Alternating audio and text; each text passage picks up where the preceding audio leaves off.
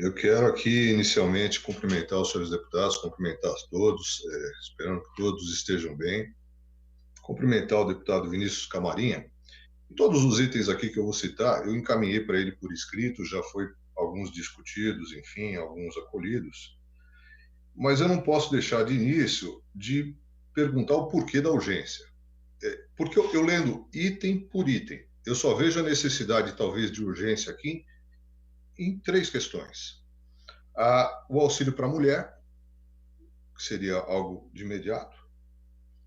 Essa medida de natureza indenizatória aqui, que eu não sei para que vai servir, que eu acho que a gente tem que discutir muito, porque no mais, e talvez aqui a questão dos gastos nos hotéis, porque no mais, o próprio estado de calamidade por si só permite que tudo isso daqui seja feito.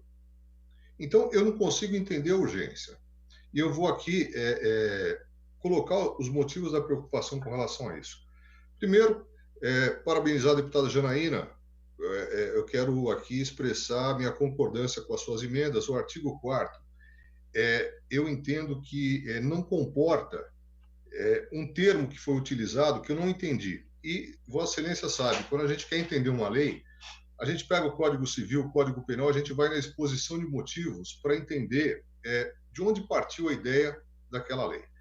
Aí vem a seguinte frase, que essa frase que é muito delicada no artigo 4º. Medidas, em especial, medidas de natureza indenizatória. Indenizar o quê? E para quem? Esse é o grande questionamento. Eu não consigo, eu pedi a exclusão disso daqui previamente, eu não consigo entender por que isso permanece. Porque fica dando, inicialmente, a entender que algumas empresas vão ser beneficiadas com isso. É inevitável a gente acabar pensando uma coisa dessas. E eu quero que, na verdade, todas as empresas sejam beneficiadas, não só as que prestam serviço público, mas que sejam indenizadas também todas as do serviço privado que tiveram perdas. Então, é um termo muito complexo que o próprio estado de calamidade, por si só, também garante essas situações. Então, o questionamento que se faz é o seguinte: por que está vindo dentro de um artigo? É redundante, porque a gente já aprovou o estado de calamidade, e fica parecendo o seguinte: olha, se alguém fizer uma bobagem, e está todo mundo sujeito a fazer bobagem, ele está dentro do estado de calamidade, mas ele vai responder por isso. Só que a primeira coisa que o advogado dele vai falar é o seguinte: olha, a Assembleia foi avalista, porque aprovou uma lei que mencionava especificamente isso. Então, é inadmissível a gente tolerar esse texto da forma que está colocado nesse momento. Esse é o primeiro ponto. Segundo ponto, regras de distanciamento nos metrôs, no trem, excelente, concordo plenamente. Eu só acho o seguinte: recentemente nós tivemos uma discussão entre o secretário, o mal-estar que já foi resolvido entre o secretário, salvo engano, de Transportes Metropolitanos com a Prefeitura de São Paulo, por conta da ausência de consulta com relação ao rodízio. Eu pergunto: alguém consultou o secretário para ver se é crível a aplicabilidade disso? Como é que a gente vai manter uma pessoa dentro do metrô com 1 metro de distância da outra? Então, eu acho que nós temos que ouvir o secretário. Pode ser, acho bom, eu acho essencial. Só que eu acho que nós precisamos ouvir o secretário. Senão nós vamos fazer uma determinação. Aliás, determinação essa que o próprio secretário poderia fazer. Isso daqui não precisa passar pela gente. Ele tem poder discricionário, talvez, para colocar um regramento dentro dos trens e metrôs. Então, eu não consigo entender essa questão. Sou favorável, mas eu acho complicado. Eu acho que a gente tem que ouvir o pessoal primeiro. Quando a gente fala em regime de urgência, a gente está falando em passar por cima de todos os prazos. E veja bem, e se a gente botar o regime de urgência amanhã e o presidente quiser pautar esse projeto na segunda-feira, as comissões vão ser a toque de caixa, a gente não vai ouvir ninguém.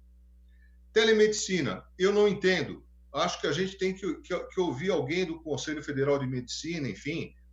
Também sou favorável ao texto, mas é necessário que a gente ouça alguém numa reunião virtual. Eu acho que a gente precisa de tempo para fazer vários e vários ajustes. Há um dispositivo muito interessante, que é a questão do pagamento de diárias de hotel para servidores. Ótimo, concordo com isso. Mas é necessária a fixação de um teto.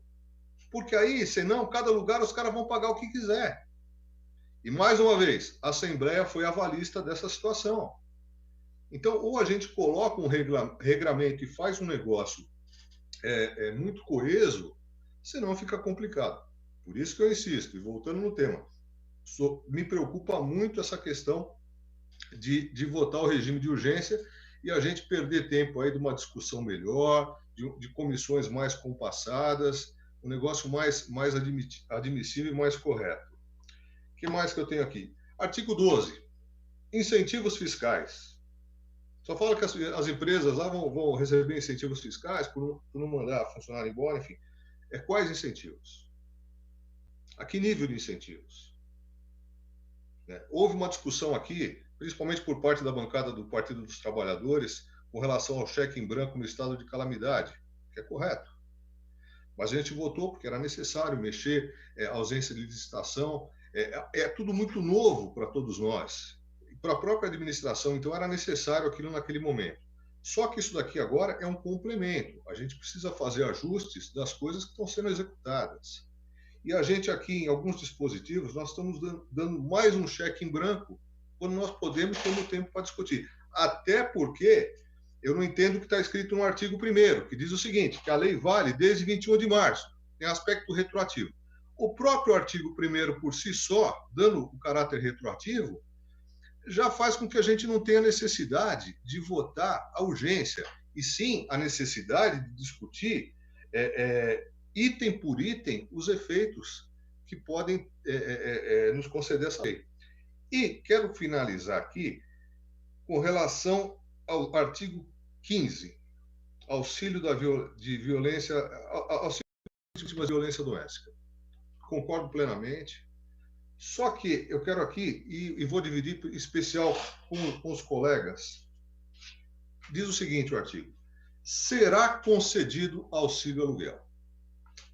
Posso até estar enganado, essa é a minha opinião. Desculpa atrapalhar e atrasar, mas nós temos mais um minuto de sessão e Vossa Excelência terá o tempo na sessão posterior convocada amanhã, às 14h30, para concluir a sua fala. Perfeito? Então, devolvo a palavra por mais um minuto para a conclusão.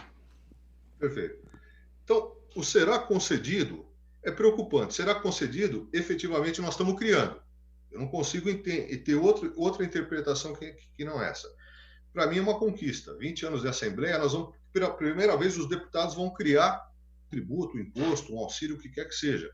Porque, salvo engano, é inconstitucional. Das duas, uma. Se eu tiver certo na minha tese e o governador vetar, e o governador sancionar, não foi um feito inédito. A gente corre o risco aí da Procuradoria-Geral entrar com uma DIN. Só que a gente corre o risco dele vetar. E vai ficar muito chato o governador vetar um projeto de autoria coletiva dos deputados, nos julgando incapazes até de saber que nós não podemos criar despesa para o Estado. Então, essa é a preocupação e talvez a gente tenha que encontrar uma solução